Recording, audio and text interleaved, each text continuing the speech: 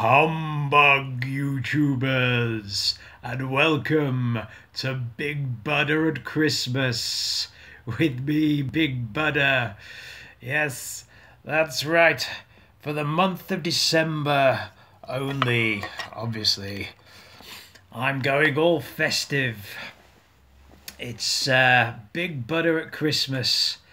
And yeah, I'm being very original because if you're an internet, YouTube, movie vlogger, film reviewer, you've got to review nothing but Christmas movies in the month of December leading up to Christmas. It's the law. So, as I'm such an original fellow, that's what I'm going to be doing. I'm going to be reviewing just some of my favourite Christmas movies for the rest of the festive season. You've got to be seasonal if you do a YouTube channel, and topical. I missed out on Halloween because I was doing the Red Dwarf reviews, so I wasn't able to do the standard. Let's review a bunch of horror movies leading up to Halloween. But as I'm such a massive fan, we both are really of Christmas. I think after the nostalgia critic, there's really only me in second place as Christmas's number one fan. I thought I'd review do lots of Christmas related stuff and go full on Christmassy with the channel and my reviews. So hence the Scrooge costume. This is the first one. So I thought I'd review today one of in recent years, so in the past couple of years, has become a real favourite of mine, and it's this film, A Christmas Story. And I thought this will be a good one to start off with reviewing because it's a film that's in America. It's a real seasonal favourite, a real festive favourite. It's become, a sort of annual tradition to watch it religiously at Christmas time. It started out as kind of a cult movie. When it was first released in '83, it was not a major hit, but a bit of a sleeper hit. But over time, it's developed a real sort of cult following, and that's sort of burgeoned into a full-on blown fan fanaticism for the film. I think there was a tradition for quite a while of showing this film in a big marathon session over Christmas Eve and Christmas Day. It's played over one of the networks, played 12 times for Christmas Eve, and then another 12 times on Christmas Day, just in case you missed it. So there, it's a real favourite. In the UK, it's not that well known as a film. And I want to redress the balance because I think it's a great film. It's a film I saw. I believe I'm probably right in saying it's probably only been broadcast once in the UK, because I do remember seeing it on TV when I was young. God knows when, maybe in the early 90s. And I remember seeing it and thinking, what's this? This is a fantastic film. But it was one of those ones that I saw and I didn't know what it was and what it was called. But I just had the distinct memory of this film about a little blonde boy called Ralphie, bespectacled Ralphie, wanting a BB gun for Christmas, and that's is the plot of the film. That's all you get story wise. It's just a little boy who wants a BB gun for Christmas, and the almost desperate, fanatical nature that he goes to in order to secure getting his favourite Christmas present. So it's like many great films. It's a real indication out there that what you don't necessarily need a really strong plot for a film. But if you've got something relatable, and I think most people can relate to a child desperately wanting something for Christmas and wondering in the in the month of December leading up, spending every day, every waking moment thinking about the Christmas present you really want, and is it going to be there on the morning of December the 25th, and is it are you going to get your wish fulfilled, your heart's desire fulfilled on the morning, and just the excitement of Christmas, the almost frenzied excitement in childhood leading up to Christmas, and the wonder of Christmas Day. That's the true genius of the film, because it captures better than any other movie, any other Christmas movie, really, that sort of, it's the only one really I can think of that really deals with that aspect of Christmas, and it's so strange because it's so relatable, a situation. So that's really all the plot you get for the film. I've gone for some subdued lighting with this review, and for the next one, I've noticed a problem with doing this, with keeping the lights down low, in order to create the Dickensian lighting effect on a budget that I've gone for. One of the drawbacks is that I can't quite read my notes. Maybe if I do adjust the lighting, they say now, you say that's not Dickensian lighting, is it? It's got to be subdued and down low. Imagine I've got a burning log fire to my right here. So yeah, as I said, the film, it was virtually unknown in the UK, and I want to redress the balance for my UK audience to seek this film out. If you haven't seen it, or if you like me, you have a vague memory of seeing it in childhood but didn't know what it was. That film you saw about the blonde kid, the kid who looked a bit like the Milky Bar kid wanting the BB gun for Christmas. It's called A Christmas Story, and although not well known in the UK, believe me, go to America this time of year, and it's got a pretty rabid fan base. In fact, after I saw the film for the first time, and probably when I was about 10, it wasn't till years later I was talking to Linda, my American friend, and she was asked me, have I ever seen A Christmas Story? I was like, I don't know. And then she described it to me, and I said, yes, I have seen that film. And I thought she'd got the name of the film wrong. So a Christmas Story, really? It's called A Christmas Story? No, it's not called A Christmas Story. It had a better title than that. But no, the film's called A Christmas Story, and it is a story set at Christmas. It is a Christmas story. It does exactly what it says on the tin.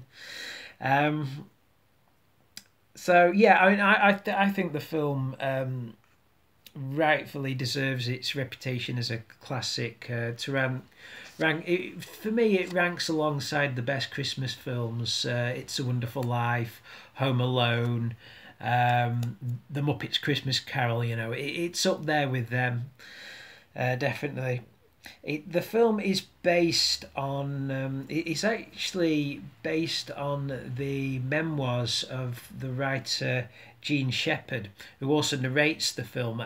So he essentially plays the older Ralphie, looking back on his childhood in the 40s, and it's based on his collected memoirs, which was called In God We Trust, All Others Pay Cash. The reason that they changed the title is because the anecdotes in the book weren't all strictly Christmas stories, and indeed the episodic quality of the film, and the little vignettes in the film, the little comic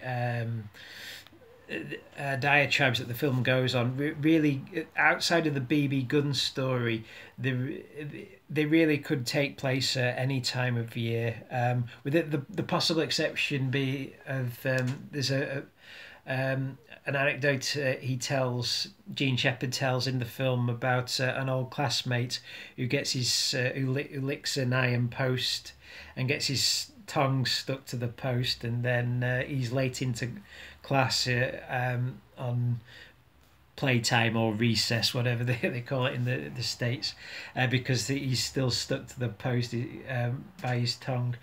Obviously that's a wintertime story that could only take place at wintertime, but outside of the BB gun story, which is really sort of the cement that glues all the other vignettes in the film together, all the other stories in the film could really take place at any time of year. So and I believe did, I think they sort of mashed up the timeline of the stories as they happened in real life, to make a Christmas themed film, because you get stories that Shepard tells where he uses the F word in front of his father. In the film, he says fudge in slow motion, but then explains in the narration that it wasn't actually fudge that he says, it was the other word, the F word. And then you get this very funny the outcome of that, of his mum cleaning out his mouth with soap, and then asking where he heard the word, and him grassing his friend in who he didn't hear the word from. And then the mum goes and phones the other mother of the kid he's dobbed in, and you just hear the kid getting beaten over the phone line, and say, "Mum, what did I do? I didn't do anything." So the film's great because it's got this brilliantly subversive quality running through it. It's not a saccharine sweet Christmas story. It feels real and very funny, and the slice of life, and there's a subversive nature to some of the stories. There's another one about the kids walking home from school every day, and every day they get confronted by the bully, but one day Ralphie stands up to the bully and ends up beating the bully down, and it's quite a traumatic scene in many ways, although funny as well. But there's blood in this film. When the bully gets beaten up, he gets a bloody nose, and throughout the film, when every time Ralphie says that he wants a BB gun for Christmas, every adult just replies, "You'll shoot your eye out, kid." His teacher says that to him, his mum says that to him, and then when he goes and sees the department store Santa, the Santa says it to him as well. And so there's the constant worry that when Ralphie does get the gun at the end, he is going to shoot his eye out. He doesn't shoot his eye out, but he does cut his cheek open with it, and then accidentally destroys his glasses, which for any kid who wore glasses as a child, which I didn't, but you can imagine that one of the biggest amount of trouble you could possibly get into as a child is breaking your expensive glasses. So yeah, this I love it because it's not a saccharine sweet American movie. It's a genuinely funny film, and feels real, and the comic vignettes and tangents that it goes on.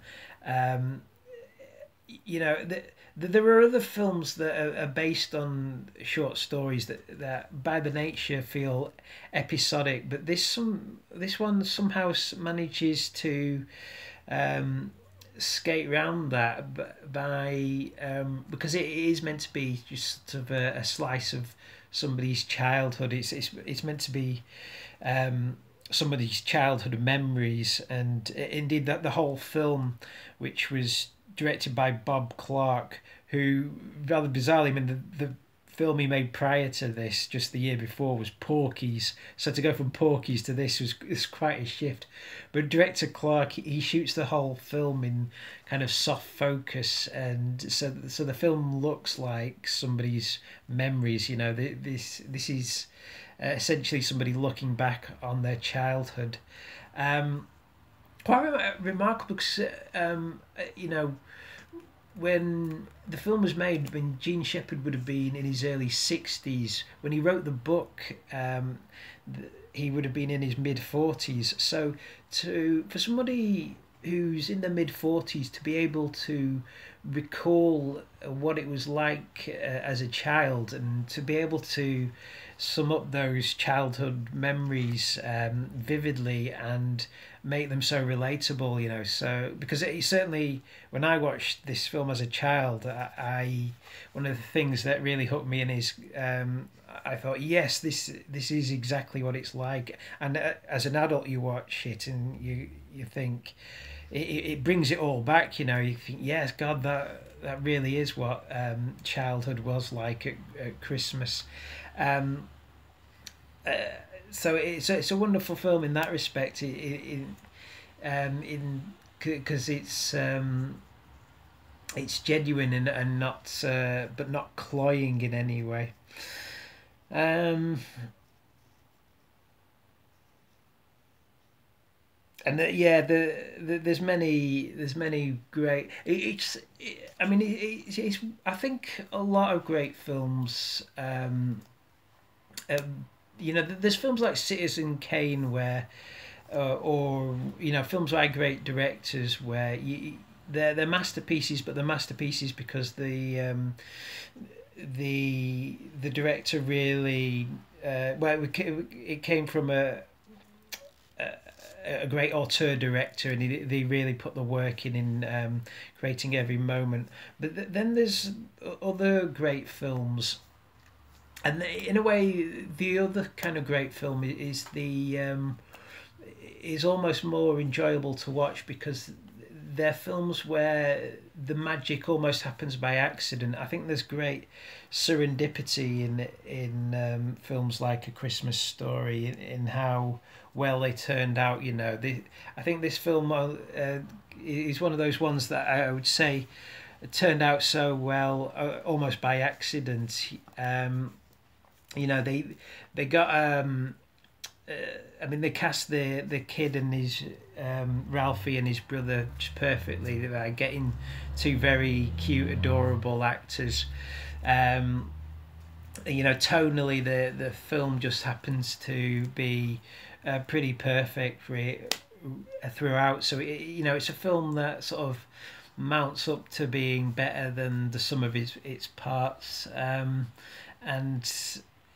the subversive nature of a lot of the vignettes is very funny. You know, at the end of the film, there's there's a scene where the dogs from next door break into the house and eat the turkey. So the dad decides to take them all out to a Chinese restaurant for Christmas dinner, and there's just this wonderful scene. It's all done in one shot, one take, and I'm guessing, I don't know for sure, but I'm guessing it's one of those cases where they had a way the scene was meant to take place, but because it's all in one shot, I'm guessing that this take was just better than anything they used, because it starts off with them being some Christmas carols by the Chinese staff, and they're singing "Deck the halls with boughs of holly, fa ra ra ra ra ra ra ra, no, not fa ra ra ra ra,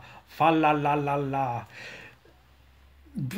Brilliantly politically incorrect scene. You know, you won't get away with it now, but it's, you know, it was of its time. You know, I think 1983 was probably the last year you could get away with doing a joke like that. But you know, it was the 1940s. It was well, you know, set in the early 40s, and it's you could look at that now as being almost willingly politically incorrect, and then they bring the turkey out, but it's still got the head on it. But I cite this scene as being an example of how the film turned out just by accident, because you can see that as the turkey comes out, the dad sort of carries on saying his lines, but then you can see the mum starting to crack up laughing, and then the two boys start cracking up laughing as well because she's laughing. But it kind of works, you know. It doesn't feel like an outtake. It just feels like a genuine family moment and something far warmer and relatable, you know, a family laughing and having a good time at Christmas, than probably what was scripted in the first place, which is probably why they only used the single take of the scene rather than something more complexly shot that probably wouldn't have had the same heart as that. So, yeah, it's. I mean, what can I say? If you haven't seen it, you know, this should be for my UK watchers. This should be an annual favourite in the UK. You know, it's not just for Americans. This one, because I genuinely enjoyed what this as a kid, and I love it as an adult as well. So I'm putting it out there. Christmas Story, great movie. Yeah, great, definitely. Anyway, join me next time, folks. I've got a few more films. The next review I'm going to do, I think, is going to be another film that's is a British one this time, but one that's set at Christmas. Merry Christmas, everyone. I'm having an ironic Christmas here. Yeah, one that's again another childhood favourite, but one that I feel should be much better known than it is, or maybe not. You know, it's one that I enjoy anyway. So join me then, folks, and until then, this is me, Big Buddha, signing off, and I shall see you all out there in YouTube land. Do you want?